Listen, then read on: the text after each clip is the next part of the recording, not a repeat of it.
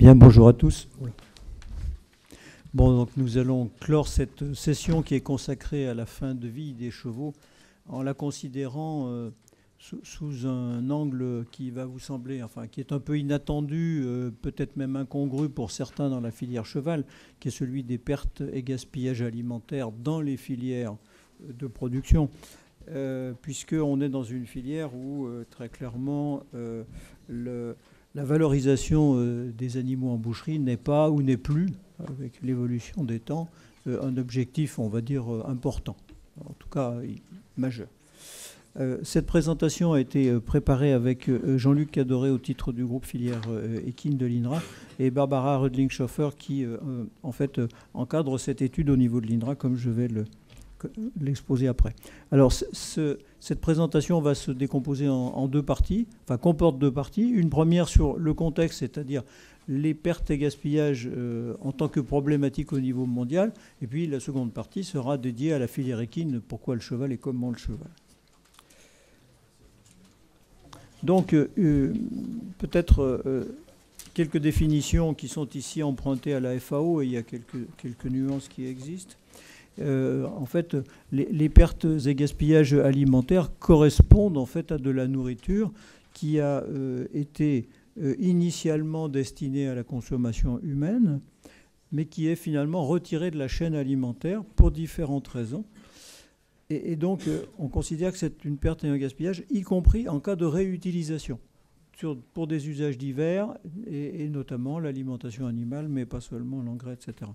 Alors, en fait, on distingue souvent les pertes et les gaspillages. Les pertes s'expriment en quantité et ou en qualité. Et en fait, elles correspondent à une modification de disponibilité ou de comestibilité ou de qualité d'un aliment qui fait que finalement, il devient impropre à l'alimentation humaine. Alors, c'est plutôt au long de la chaîne alimentaire, c'est-à-dire finalement de la production jusqu'à la distribution, qu'on a tendance à parler de perte, parce que ça paraît plus naturel. Et le gaspillage, par contre, c'est le tri ou la mise au rebut d'aliments qui étaient parfaitement consommables et qui finalement ont été jetés. Alors c'est plutôt typiquement au niveau en aval de la chaîne, c'est-à-dire à la restauration ou chez le consommateur que les choses se produisent. Pour autant, la nuance est un peu subtile parce que si on prend le cas des fruits, par exemple, de nombreux fruits ne sont pas récoltés par le producteur sciemment parce qu'il sait que de toute façon, ils sont hors calibre et que le consommateur ne l'achètera pas. Sauf les gens qui deviennent sensibles justement aux gueules cassées, aux fruits tordus et autres initiatives, justement. Alors, en fait, les pertes et les gaspillages donc, sont devenus une problématique croissante au plan mondial pour deux grands motifs. Le premier, c'est, et le plus important quand même, c'est pour des préoccupations finalement de sécurité alimentaire au plan mondial, bien sûr, puisque finalement, on sait que d'ici 2050, il y a des projections différentes, mais enfin, la population mondiale est en très forte croissance, 40 à 70%, c'est absolument énorme. Alors la FAO, vous avez ici la couverture d'un rapport assez fameux de 2011, en fait, a estimé, ce sont des ordres de grandeur, hein, parce que l'exercice est très difficile, on y est confronté aujourd'hui et c'est difficile d'affiner, mais environ un tiers à peu près de ce qui est produit à destination de l'alimentation de l'homme dans le monde est jeté. Alors, pour des raisons diverses et à des stades divers, ça peut être au stade plutôt de la récolte ou plutôt de la consommation. Ce que vous voyez en bas, je ne sais pas si je vais pouvoir actionner le planteur, oui, c'est que en fait, les produits végétaux, évidemment, on a plutôt davantage de pertes. Sans surprise, des choses comme les fruits ou les légumes, qui sont assez périssables, sont jetés beaucoup. C'est vrai aussi des céréales, ce qui peut nous surprendre, pays développés, mais les conditions de conservation ne sont pas toujours dans certains pays ce qu'elles sont chez nous, et à ce moment-là, les pertes sont importantes. Alors ce qu'il faut voir aussi, c'est que les produits animaux sont également concernés, et on peut effectivement être surpris de constater que les estimations montrent que 20% des viandes ou des produits laitiers, finalement, destinés à être consommés, ne le sont pas. Second motif de préoccupation, c'est que il y a un impact finalement de ces aliments produits mais non consommés sur, d'une part, la consommation des ressources naturelles, hein, et puis d'autre part, ça a un impact en termes de rejets environnementaux. Alors vous avez ici, il y a eu donc une étude de fait que je vais mentionner après, par la FAO, qui vous montre ici la contribution relative, c'est ça qu'il faut avoir en tête, des différentes grandes catégories qu'on a montrées juste avant, finalement aux pertes et au gaspillage d'une part, c'est-à-dire que vous avez exprimé en bleu, en volume, la proportion de pertes correspondant à tel type de produit, et en rouge, vous avez leur contribution finalement en termes d'impact environnemental. Alors, il y a deux catégories importantes. Vous avez, alors j'espère, je suis un peu de traviole là, mais vous avez les viandes, ça doit être ça, et vous avez le lait et les produits laitiers et les œufs qui sont ici. Et donc, ce que l'on voit, c'est que les produits animaux, sans grande surprise, contribuent évidemment relativement moins en volume que les produits, par exemple les fruits et légumes, mais que leur contribution, enfin leur impact plutôt environnemental est beaucoup plus important parce qu'on a affaire à des produits de transformation. On n'utilise pas l'énergie du soleil pour faire des chaînes carbone. On les fait consommer à des animaux qui ont un mauvais rendement de transformation, tout comme nous, moi spécialement. Et donc, il y a eu évidemment une prise de conscience au niveau mondial de cette problématique des pertes et des gaspillages pardon, oups.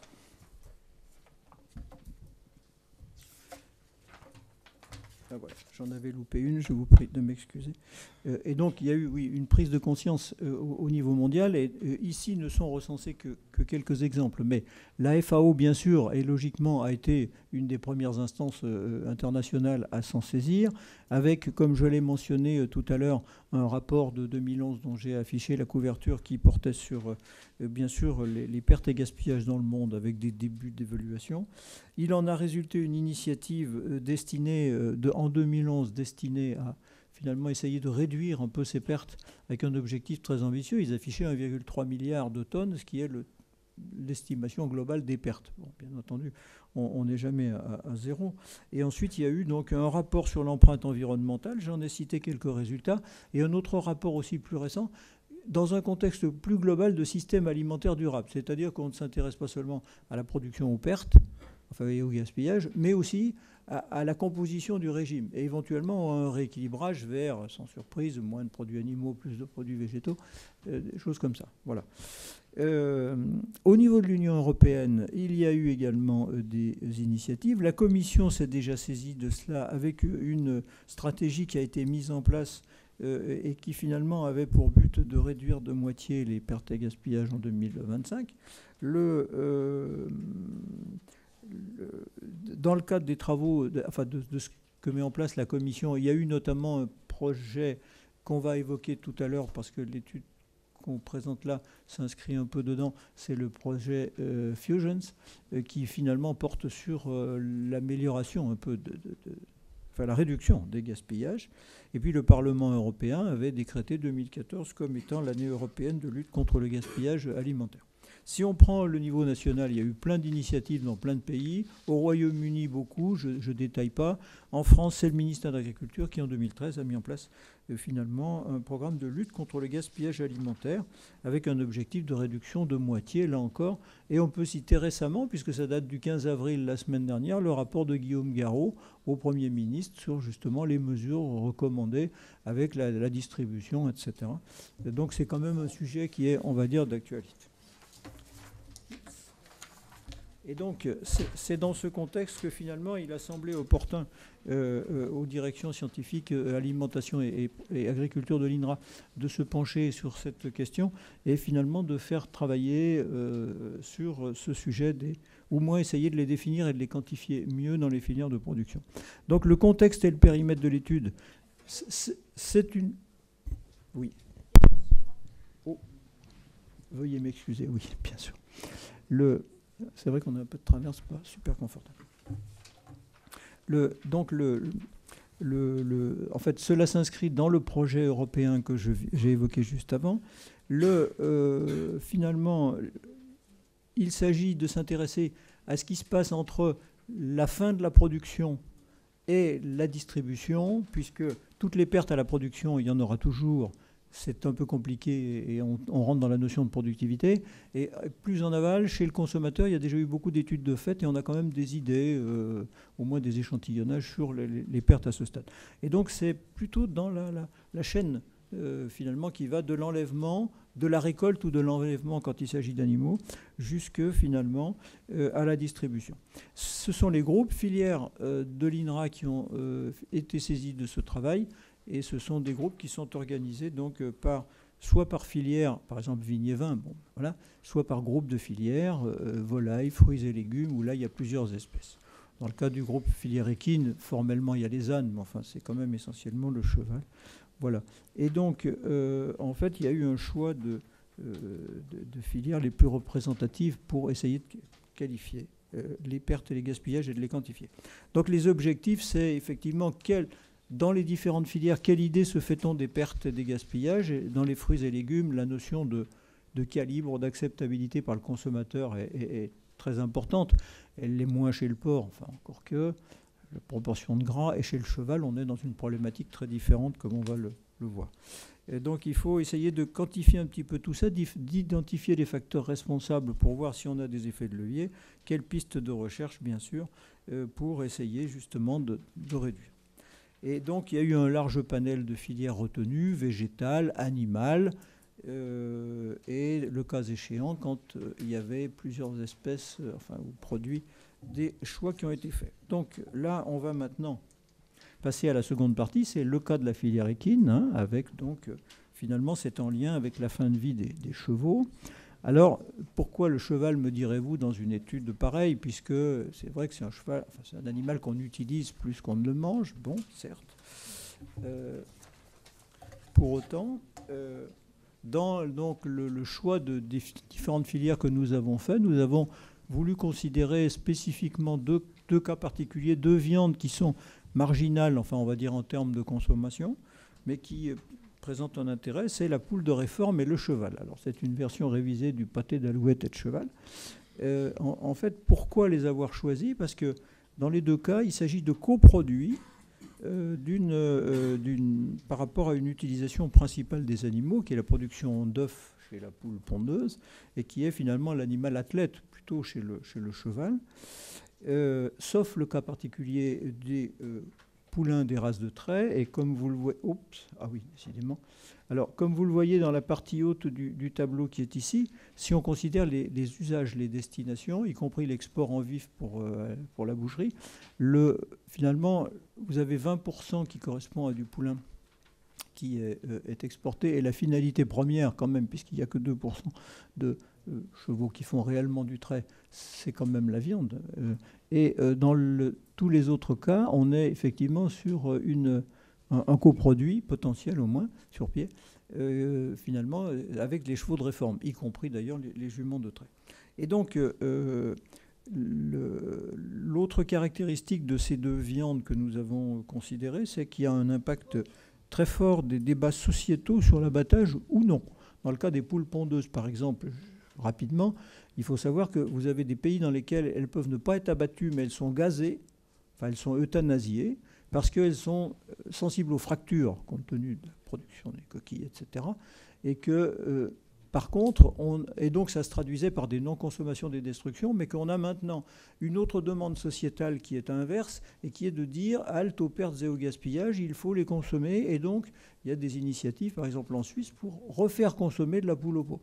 Donc c'est un aspect intéressant, et qui est évidemment très différent de la production porcine ou de légumes.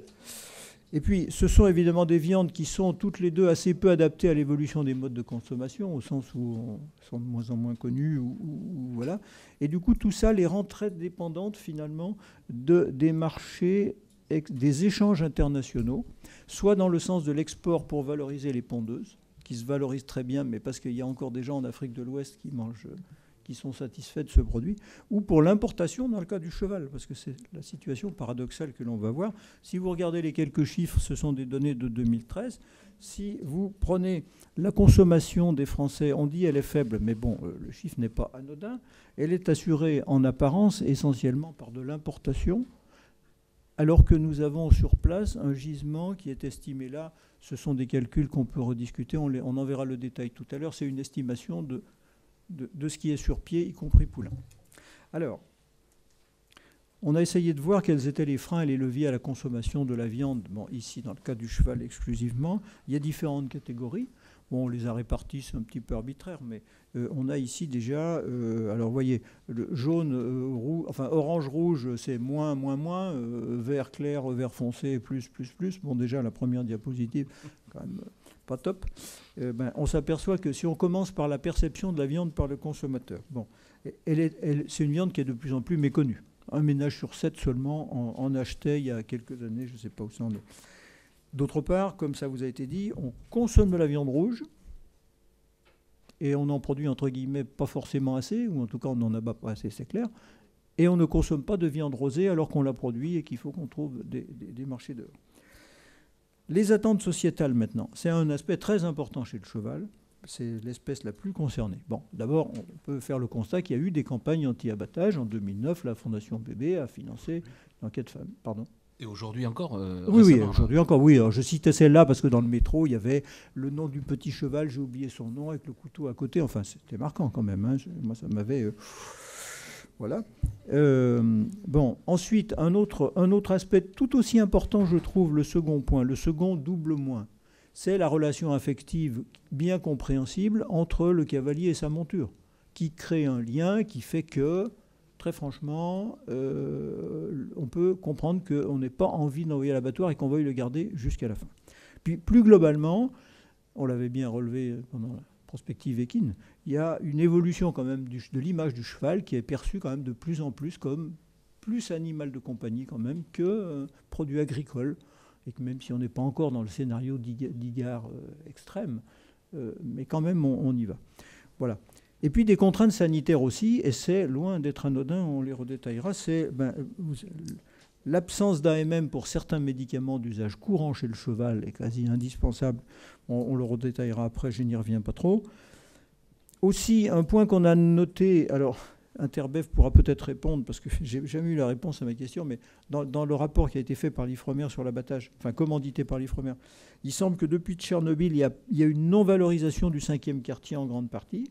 Or, dans beaucoup de filières, il faut savoir que la valorisation du 5e quartier, c'est un peu ce qui paye les cigarettes, comme on dit, hein, c'est-à-dire ce qui fait des fois la marche, hein, parce qu'ils travaillent vraiment un minimum.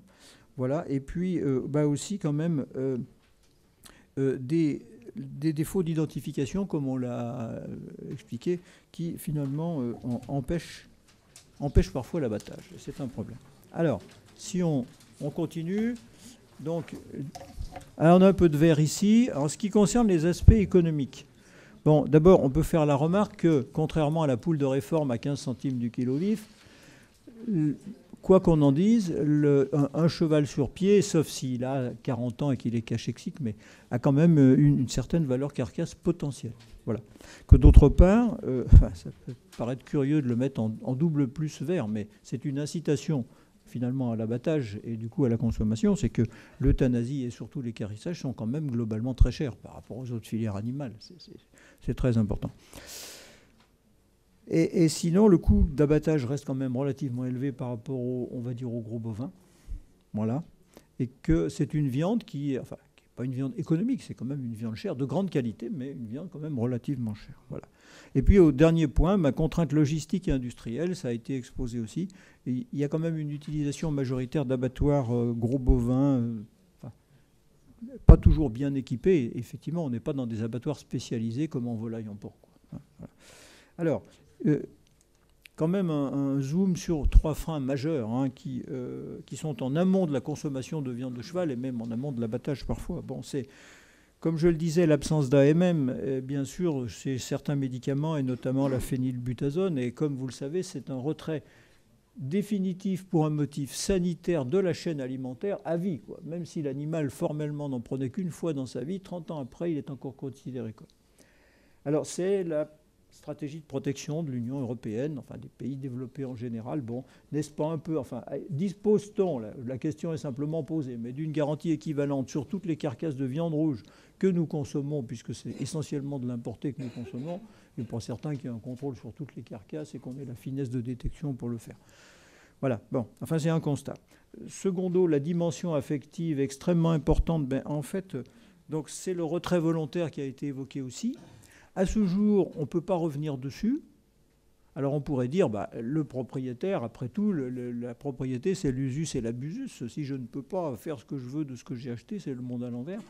Mais ça se télescope aussi avec le fait que du moment qu'on a sur le carnet inscrit qu'il était retiré de la chaîne, on peut utiliser des médicaments sans AMM sans le mentionner. Et du coup, les deux motifs se télescopent et on n'a pas pu arriver à individualiser les deux lors de l'étude que l'on a fait avec le groupe Filière Équine.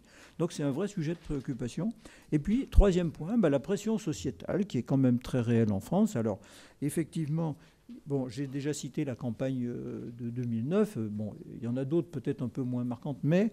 Et puis le cas des États-Unis que tu citais effectivement, Jean-Yves, où en 2006, le Congrès a interdit les abattages et où finalement, à la suite des abandons de chevaux et du déport des abattages au Mexique et au Canada, le Congrès est revenu sur sa décision parce qu'on s'aperçoit que les réalités étant ce qu'elles sont, ce n'est pas si facile de gérer tout ça. Mais ce sont vraiment trois freins majeurs, sachant que globalement, comme vous l'avez vu, il y avait quand même beaucoup plus de freins que de leviers, quoi. Tout ça conduit donc finalement à une fréquence parfaitement atypique des différents usages, si on peut dire, des chevaux et poulains potentiellement disponibles sur pied. Alors, vous avez vu les chiffres tout à l'heure, là c'est le 2013 qui a été repris, mais alors, si on considère finalement les chevaux abattus par rapport à Icari, on est à 2/3. Si on remet les poulains exportés et qu'on les rajoute, ça change un peu les proportions puisqu'ils sont à hauteur de 20%. Ça, c'est en nombre de têtes. Ici, j'ai essayé de faire une transposition en tonnes équivalent carcasse pour situer un petit peu les choses et pour, en fait, quantifier le gisement de 17,9 tonnes équivalent carcasse là, sur pied. Alors, il faut savoir que quand même, si on considère l'équarrissage, là, c'est en supposant que les chevaux équarris ont une valeur, un poids carcasse équivalent à la moyenne des chevaux abattus, pas forcément vrai, bon, ça se discute. Pour les poulains, c'est une estimation à dire d'experts sur un rendement d'abattage de poulains pour un poids moyen, etc. Voilà. Et en ce qui concerne les abattages domestiques, ça c'est un chiffre clair et net. Total donc dans les 18. Bon, que constate-t-on? On a un cas qui ne représente que 20% des situations, un autre 80%. En race de trait, donc, on est dans une situation où on a un équilibre fragile, c'est-à-dire qu'on a une valorisation en alimentation humaine, la traction ne faisant que 2%, mais elle reste tributaire de marchés extérieurs qui consomment ce genre de produits et lesquels marchés s'érodent, on le sait quand même, au fil du temps. Et alors dans le cas des chevaux de réforme, on est dans une situation qui est quand même totalement paradoxale, puisqu'on a quasiment 2/3 d'équarrissage dans cette catégorie et 1/3 seulement d'abattage, alors que 80% de la consommation nationale est assurée par de la viande rouge importée, d'ailleurs, de chevaux, de même type de chevaux que ceux qu'on ne consomme pas chez nous, mais parce qu'on fait intervenir finalement toutes ces questions techniques, économiques, sociétales, voilà. Et donc, finalement, en résumé, c'est ma dernière diapo, donc j'en termine, Jean-Yves. Ce qu'on peut dire, c'est qu'on a finalement... dans les filières courses et sport loisirs, qui sont quand même très majoritaires en filière équine, la valorisation économique des carcasses ne constitue pas ou ne constitue plus un enjeu fort en regard de l'utilisation qui est faite des chevaux. Voilà.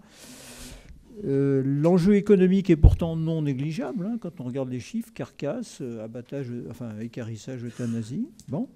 Mais qui sont secondaires par rapport aux considérations d'abord de santé publique, de sécurité sanitaire, avec cette question des AMM qui est extrêmement délicate, et qui reste sur la table, ou bien induite alors par des considérations éthiques qui sont soit liées à de la pression sociétale, on va dire, de mouvements qu'on pourrait considérer comme activistes, mais tout simplement et plus basiquement par de l'affectif entre le cavalier et sa monture, qui peut contribuer à en garder beaucoup, très longtemps, avec les conséquences que Xavier montrait. Considéré donc sous l'angle des pertes et gaspillages alimentaires. Bon, ça a beau être la plus noble conquête de l'homme, il faut quand même reconnaître que cette situation conduit à retirer de la chaîne alimentaire une quantité non négligeable de viande rouge de très bonne qualité sur pied, qui ne sera pas consommé, alors qu'on est quand même dans un contexte où si peu qu'on en mange, on importe quasiment de toute façon l'équivalent de ce que l'on mange, c'est-à-dire les mêmes tonnages. Voilà.